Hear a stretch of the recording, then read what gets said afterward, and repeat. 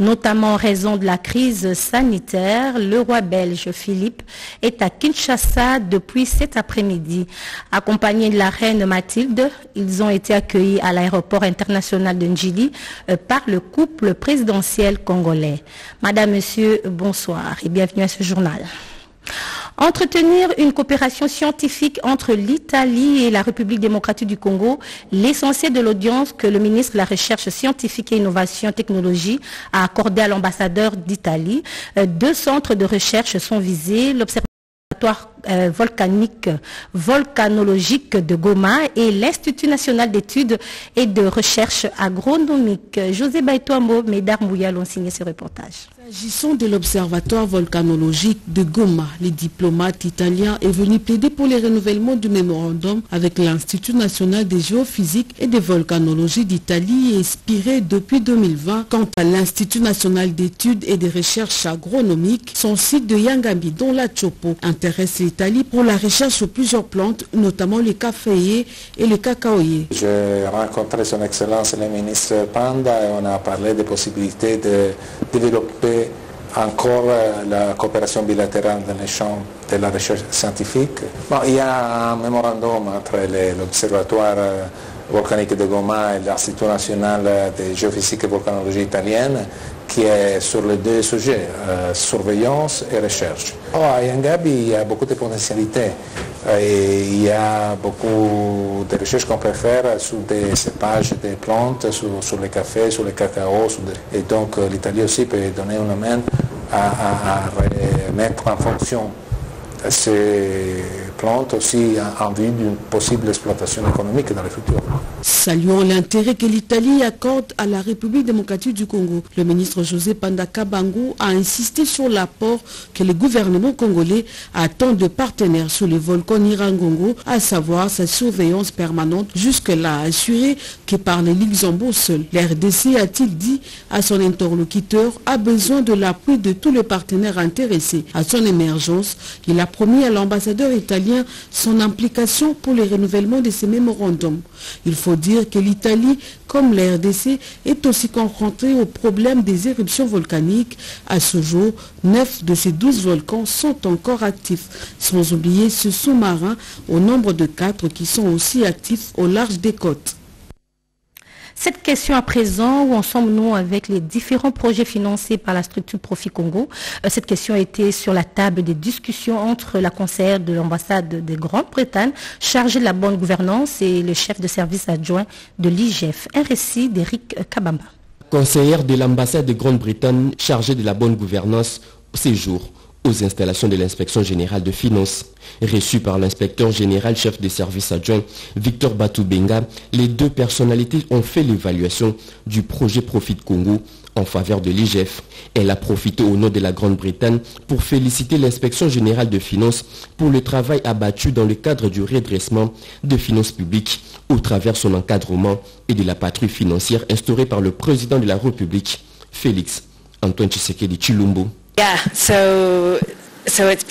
Donc nous sommes très satisfaits du travail que fait l'IGF au niveau national dans sa mission de contrôle et d'encadrement de recettes. Et il y a tellement de bons exemples et de bonnes expériences que nous apprenons. Et donc nous encourageons l'IGF de continuer dans sa mission qui est très importante et positive pour la République. Merci.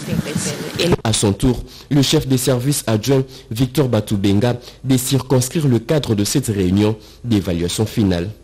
Si vous voulez évaluer ce qu'a été le projet Profit au bénéfice de l'inspection générale des finances. Avec le projet Profit Congo, l'IGF a déjà bénéficié de plusieurs appuis techniques et financiers. Et les Pays-Bas, à travers Cordet, tiennent à appuyer les FARDC dans la recherche de retrouver la paix dans l'est du pays. C'est dans cette optique qu'une séance de travail a eu lieu Djougou. Le projet sur la sécurité pour tous a été lancé par ce partenaire de la République démocratique du Congo. Images et commentaires. Du territoire d'Iromo préoccupe au plus haut point les différentes couches sociales et organisations non gouvernementales. Voilà ce qui justifie la tenue ce lundi à Kassenyi, dans les secteurs des Bahema Sud, en territoire d'Iromo, des séances de diagnostic sécuritaire et d'actualisation du plan de sécurité de ces territoires regroupant les services de sécurité, services étatiques et acteurs de la société civile du dit territoire. Une séance qui s'inscrit dans le cadre du programme Ensemble pour la sécurité et la paix à l'est de la République démocratique du Congo, avec l'appui financier du Royaume des Pays-Bas et les soutiens techniques du Consortium VNG International et Cordaid. Jean-Paul Soroba, coordonnateur provincial de cette organisation, explique les biens fondés de cette réunion. En ce sens, VNG International et Cordaid, à travers ces programmes, appuie des autorités pour répondre aux besoins de renforcement des capacités de structure de la gouvernance sécuritaire, de réaliser des diagnostics partagés inclusifs de sécurité, d'élaborer des plans d'action de sécurité et d'accompagner leur mise en œuvre. L'administrateur du territoire d'Iromo, Siro Simba, qui a ouvert ses travaux, attend de participants leur contribution pour la stabilisation du territoire d'Iromo, souci primordial du commandant suprême des forces armées Félix Antoine Tshisekedi Tshilombo, à pacifier l'est du pays. Permettez-moi de rendre les hommages les plus déférents à son Excellence, Monsieur le Président de la République, Félix Antoine Tshisekedi Tshilombo, commandant suprême des forces armées de la République démocratique du Congo et de la police nationale congolaise, qui a fait de la sécurité son cheval de bataille, raison pour laquelle il a proclamé l'état de siège dans les provinces de l'Ituri et m'a dit pour envie de restaurer l'autorité de l'État. Signalant que plusieurs recommandations vont sanctionner cette rencontre. Bientôt, l'éclairage public à la Chopo, un contrat entre le gouverneur intérimaire avec le PDG de l'entreprise Énergie vient d'être signé à cet effet. Luxon Kabala pour le reportage. À plus de 2000 km de son entité administrative, pensant toujours pour le bien de sa province, celle de la Chopo, le gouverneur AI, Maurice Abibou Sakapé Labine Mungamba, continue à marquer du point mieux, allonger la liste de ses réalisations à la tête de la province de la Chopo. Je vous souhaite la bienvenue en République démocratique du Congo et dans la province de la Chopo. Cette fois-ci, il répond à l'une des plus épineuses préoccupations des Chopolaises et Chopolais, ce qui justifie la valeur historique de cet événement, à savoir la signature de 2 contrats, l'un pour la construction de la centrale hydroélectrique et l'autre, la centrale autovoltaïque. Le gouverneur AI de la Chopo, Abibou Sakapela, s'est réjoui de relever ces grands défis pour le bonheur de la population de la Chopo en électricité, l'un des facteurs de développement. C'est une grande joie pour cette population et pour moi, c'est un motif de fierté que je vais léguer à la population de la Chopo après mon passage à la tête de cette province. Le PDG de l'entreprise Pongo Énergie évoque la motivation de la signature du contrat et son temps d'exécution. Nous allons nous entretenir avec le gouvernement provincial pour déterminer une date pour la pose de la première pierre. Pour la centrale solaire, elle ira très vite. D'ici 18 mois, la population de Chopo commencera à avoir l'électricité qui sera fournie par cette centrale. Sachez que la matérialisation de ces contrats intervient après plusieurs tentatives non concluantes avec d'autres entreprises. Cette cérémonie a lieu à Kinshasa, Fleuve Congo Hôtel. Voilà, et dans la province du Lualaba, les agents de l'Office congolais de contrôle OCC sont en formation sur l'analyse minérale. L'objectif de cette session de formation, redynamiser le contrôle au niveau de ces laboratoires. Un commentaire de la RTNC Lualaba. La liste de 5 laboratoires de l'Office congolais de contrôle du Katanga bénéficie ainsi de cette formation dans l'analyse minérale. Pour cette fin, une délégation venue de Kinshasa séjourne dans la province du Lualaba, précisément à Kolosi, lieu de la dite formation. Elle est conduite par le directeur général de l'OCC, Gabriel Loubiba. D'entrée de jeu, c'est le chef d'agence OCC Lualaba, Thierry Mwenge, qui a prononcé son mot de bienvenue à la délégation venue de Kinshasa. Nous tenons d'abord à vous souhaiter la bienvenue et ministériel se trouve parmi nous dans cette province pilote du Lualaba. En effet, comme vous le savez bien, les grands Katanga d'orge de minerais qui sont exploités et exportés au jour le jour et dont l'Office congolais de contrôle est un acteur principal dans la détermination et la certification de la qualité de ces données. Ensuite, le directeur général Gabriel Loubiba a ouvert cette session tout en exhortant les agents qu'elle vise à y participer vivement. Au terme de cette journée du lancement, Gabriel Loubiba dévoile la part de l'ECC dans le plan ambitieux du gouvernement. Comme vous le savez, nos mines contribuent dans notre budget énormément et l'OCC en tant que tierce partie d'évaluation de la conformité doit jouer son rôle. Et pour jouer son rôle, l'OCC devait former son personnel. Et c'est dans cette vision-là, quand l'OCC fait le travail, ils doivent rassurer et les partenaires, et les acheteurs, et plus le gouvernement, parce qu'il le fait au nom du gouvernement. Donc, nous avons mis nos agents en formation, afin qu'ils montent en compétences. Signalons que cette formation est effectuée par le cabinet tunisien Champions Consulting, animé par des experts de renommée mondiale dans le domaine. Elle durera 7 jours. Après Kinshasa, le roi Philippe et la reine Mathilde vont se rendre à Lubumbashi, dans la province du Haut-Katanga. Et en prévision de l'arrivée du couple royal belge, le gouverneur de province a initié un certain nombre de travaux d'embellissage de la ville. La route Nunama, qui relie les communes de Lubumbashi, Kampemba, voire celle de la Kenya, affiche déjà un nouveau visage. Les travaux de réhabilitation initiés par le gouvernement provincial avancent sans désemparer. Le gouverneur Jacques Aboulakatoué veille au grain personnellement sur l'évolution des différents chantiers amorcés dans le cadre des préparatifs de l'arrivée dans le Haut-Katanga du couple royal belge. Accompagné de son vice-gouverneur et de la maire intermaire de Lubumbashi, l'autorité provinciale inspectera tour à tour l'avenue Kachobwe, le boulevard Moussiri, la route de l'aéroport, avant de boucler par l'université de Lubumbashi. Ici, Jacques Aboulakatoué et sa suite ont constaté l'évolution des travaux d'aménagement de l'amphithéâtre Kalaba Moutaboucha et de la grande salle Monseigneur Chibangu Chichikou. Jacques Aboula a invité à l'occasion les Kassapars à réserver un accueil chaleureux au roi Philippe et à la reine Mathilde. Même message à l'ensemble du peuple haut-katangais. À toute la population du Haut-Katanga de réserver un accueil chaleureux au roi, mais aussi de se sentir fier en tant que pays indépendant et qui reçoit le roi. Et donc c'est un événement de taille que nous n'avons pas connu il y a de cela quelques années. Le roi des Belges est attendu du 10 au 12 juin 2022 dans la province Kupifère et le Haut-Katanga retient donc son souffle.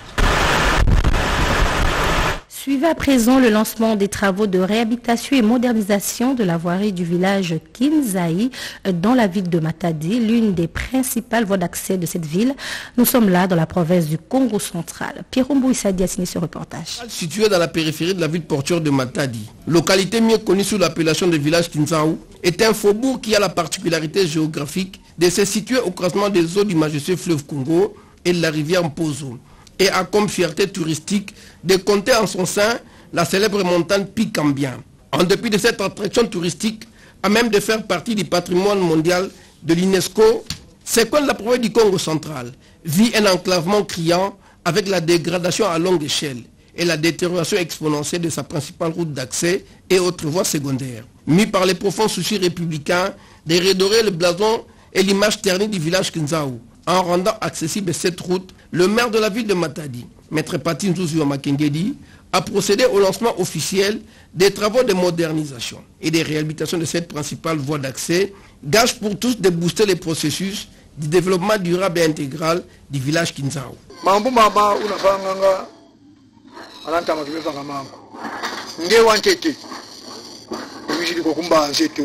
C'est la toute première fois de vivre ce qui se passe dans notre village Kinzaou.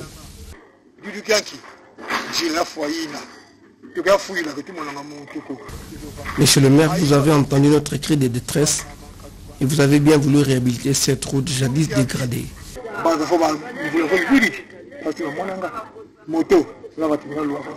Il convient de souligner que ces travaux de modernisation du village Kinzaou se déroulent concomitamment avec ceux de réhabilitation qui s'exécutent dans d'autres routes urbaines de la cité portuaire de Matadi, toujours dans la province du Congo central.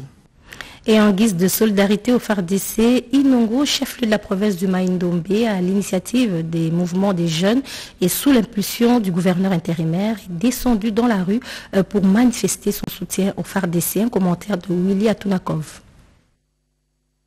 À l'instar des compatriotes de la plupart des grandes villes de la République démocratique du Congo, telles que Kinshasa, Bukavu, Goma et autres, la population de la province du Maïndombe, à l'initiative de la jeunesse et sous l'impulsion du jeune gouverneur, Maître Jacques Mbombaka, a organisé lundi 6 juin 2022, à partir de 7 h du matin à Inongo, chef-lieu de cette province, une marche pacifique de soutien aux forces de défense et de sécurité engagées au front au Nord Kivu pour défendre l'intégrité du territoire national et sécuriser les paisibles populations civiles et leurs biens face aux agresseurs. Cette marche de solidarité et de compassion avec les victimes de la guerre d'agression au Nord Kivu, qui a drainé une foule immense, est partie du rond-point Mamayaka pour chuter au centre-ville où les jeunes ont procédé devant les autorités provinciales à la lecture d'un mémo à l'intention du chef de l'État et commandant suprême de FARDC et de la police nationale congolaise. La jeunesse et la population entière du Maïndombe ne sont pas indifférentes face à la situation qui prévaut à l'est du pays. Nous constatons plus de 10 000 Congolais ont quitté leur lieu habituel en fuyant les affrontements. Aussi, exprimons par ces mémos notre compassion envers nos compatriotes de l'Est. Question de condamner une fois de plus cette agression injuste imposée à la République démocratique du Congo. Parlons toujours de ce soutien au FARDC et cette fois-ci dans la province du Kasso-Oriental, une mobilisation totale face à la situation sécuritaire qui prévaut dans l'est du pays. Une marche de soutien à nos vaillants militaires qui sont au front a été organisée. Images et commentaires. Patrie de la Nation, coordination du Kasaï oriental sous la direction de Dominique Kalodo Kalombo a organisé vendredi 3 juin une grande marche de soutien au président de la République, commandant suprême de FARDC et de la police nationale congolaise Félix-Antoine Tshisekedi Tshilombo et aux vaillants soldats de FARDC au front à l'est du pays contre les terroristes du M23 appuyés par le Rwanda. Cette gigantesque marche qui a mobilisé toutes les forces vives, tous les partis politiques et mouvements associatifs est partie de la grande place de la Poste par l'avenue Inga, en passant par Shell, boulevard Musée Laurent Désiré Kabila pour chuter au gouvernorat de province. Devant la gouverneure de province intérimaire du Kasaï oriental, Jeannette Longa Moussamba, Paul Chilumbu, porte-parole de l'Union sacrée, a lu le mémorandum de la coordination soutien au FARDC. Pour éradiquer définitivement ce spirale phénoménale de guerre d'agression à répétition que nous impose Kakame, et cela jusque dans son dernier retranchement à Kigali. Le Dieu créateur des cieux et de la terre, lui qui a donné à chaque peuple son espace territorial, ainsi que nos aïeux et ancêtres sont ensemble avec le président de la République, chef de l'État. L'accord de coopération décentralisée entre Kinshasa et Bruxelles et la sensibilisation de la diaspora congolaise de Belgique sur la vision du chef de l'État était l'essentiel du bref séjour du gouverneur de la ville de Kinshasa, Jean-Tini Ngobilambaka, à Bruxelles et à Paris. Il l'a dit à la presse lors de son retour dans la capitale. Les détails avec William Tunakov. Après son bref séjour de travail à Bruxelles, en Belgique, à l'invitation du ministre-président de la région de Bruxelles, dans le cadre de la matérialisation de l'accord de coopération décentralisé signé entre Kinshasa et Bruxelles, deux capitales liées par l'histoire, le gouverneur de la ville de Kinshasa, Jean-Tini Ngobilambaka, a regagné lundi 6 juin 2022 dans la soirée la capitale RD congolaise par l'aéroport international d'Ndjili. À son arrivée, l'autorité morale de l'Alliance des Congolais progressistes, ACP, visiblement enthousiaste et plein de vitalité, a eu droit à un accueil très délirant de la part de hauts cadres et militants de cette formation politique, membres de l'Union sacrée de la nation. Pour matérialiser cet accord de coopération, nous avons été invités à Bruxelles. Nous avons séjourné pendant 3 jours. Et ils nous ont donné quelques dons, notamment des camions de pompiers, ainsi que des tenues pour pompiers. Les combattants étaient tellement nombreux que la salle non seulement était archi-comble, ils nous en ont parlé, ils ont Nous avons parlé de l'évolution des agrégats macroéconomiques ici au Congo. Nous avons parlé de la situation de l'Est, la guerre qui nous a imposé injustement, les efforts qu'entreprend notre chef d'État, son engagement en faveur de l'économie, du social également pour le pays, de tout ce qu'il est en train de réaliser, de ce qu'il compte réaliser aussi dans les jours à venir pour le pays. Ils étaient abasourdis, ils ont présenté des excuses, ils ont adhéré également à notre parti. Gentili Ngobilambaka, en sa qualité de l'autorité morale de l'ACP et de l'ancien membre influent de la diaspora congolaise, a sensibilisé ses nombreux compatriotes de Bruxelles en Belgique comme ceux de Paris en France sur la nécessité de soutenir la vision managériale et le multiple réalisation du chef de l'État Félix Antoine Tshisekedi Tshilombo en vue de sa réélection en 2023. Plusieurs mois d'arriérés de frais de fonctionnement, les députés provinciaux de l'Assemblée provinciale de Kinshasa étaient en sitting au ministère des Finances. Un accord a été trouvé et 2 mois d'arriérés ont été libérés. Dichala a signé ce reportage. Le sit-in des députés provinciaux, cadres et agents de l'Assemblée provinciale de Kinshasa a porté ses fruits. Reçu par le ministre des Finances, Nicolas Kazadi, la solution semble trouvée pour les 3 mois d'arriérés des frais de fonctionnement de leur institution. Deuxième vice-président du bureau de l'Assemblée provinciale de Kinshasa, Francis Chibalabala explique. Ça fait pratiquement plusieurs arriérés, plusieurs mois, nous n'avons pas accédé aux frais de fonctionnement, ce qui paralyse justement notre Assemblée provinciale. Et voilà que le ministre a été attentif, il nous a promis justement de régler 2 mois, donc le mois de février et le mois de mars. S'agissant des arriérés qui couvrent les années antérieures, il va tout faire pour les éponger graduellement compte tenu aussi des difficultés financières. Donc avec la mobilisation des recettes qu'ils ont enregistrées, ils vont tout faire pour commencer à éponger petit à petit justement les dettes antérieures, mais par rapport à cette année, il va régler le mois de février et le mois de mars. Une satisfaction obtenue après 5 heures de sit-in devant le ministère des Finances. La République démocratique du Congo et l'État hébreu, 2 nations bénies qui doivent marcher ensemble. Le programme République démocratique du Congo béni-Israël a été officiellement lancé par son concepteur, le révérend pasteur. Mais comme effet d'entraînement, le développement de l'Afrique et de la RDC en particulier. L'activité d'aujourd'hui, c'était pour célébrer l'amitié entre les Juifs et chrétiens, pour l'unité, la paix et le développement. Si nous connaissons la vérité de la parole, c'est grâce à Yeshua HaMashiach. Voilà pourquoi nous sommes reconnaissants envers Israël qui nous a donné Jésus-Christ de Nazareth. C'est la véritable Israël et c'est la RDC. Pour nous, c'est une joie, c'est une bonne victoire pour diriger le monde dans les jours à venir par l'Afrique. Il faut que la RDC puisse d'abord aller remettre l'offrande à Israël. Bénir Israël, c'est poser les jalons du décollage dans tous les domaines de la vie active. Et surtout que la RDC est supposée être la lumière de l'Afrique noire.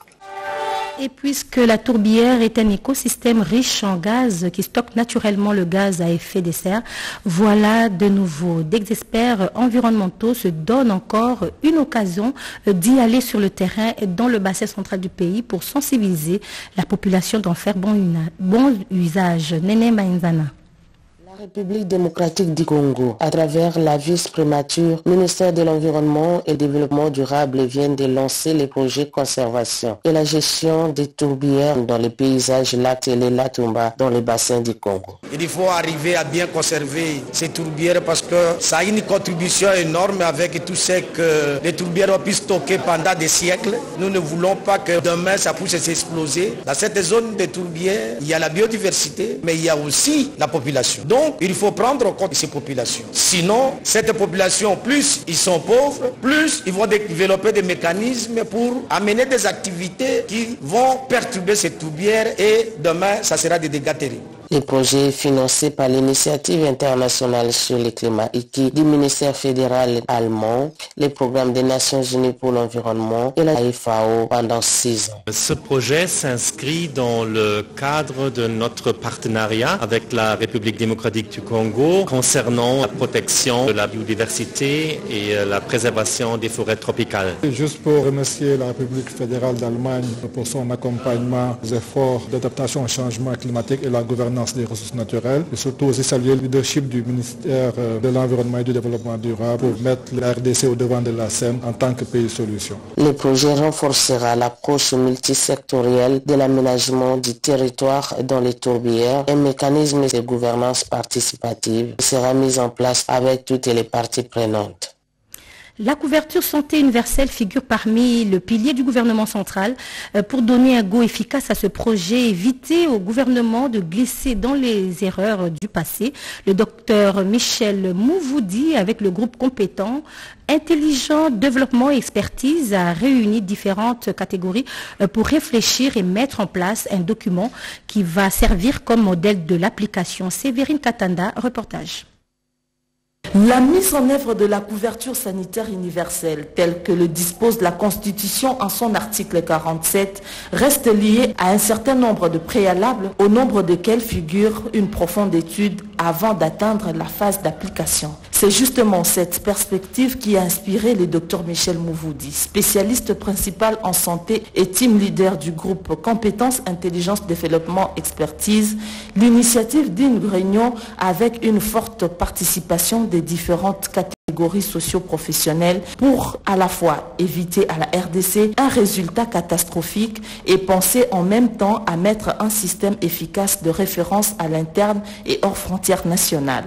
Le docteur Mouvoudi affirme qu'en partant de soins primaires jusqu'à la couverture sanitaire universelle, la RDC peut se prévaloir de disposer d'une expérience avérée pour définir cette stratégie. D'où son appel en direction du gouvernement central pour donner un point de départ. L'idée, c'était de pouvoir définir pour chacun, chaque instance, chaque structure, chaque personne, sa contribution à l'amélioration justement de cette couverture sanitaire universelle. Des décideurs aux bénéficiaires qu'on ait le courage d'être redevable.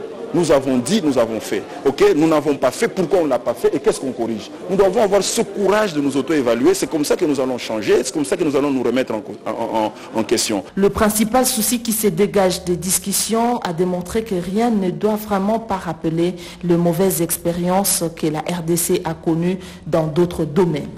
Politique à présent avec l'UDPS pour bien intérioriser l'idéologie du parti et réarmer le moral des militants afin de garantir la victoire électorale en 2023. La cellule de l'UDPS limitée résidentielle à travers l'école du parti initie des formations de ses membres. Un reportage signé Rodé Panda.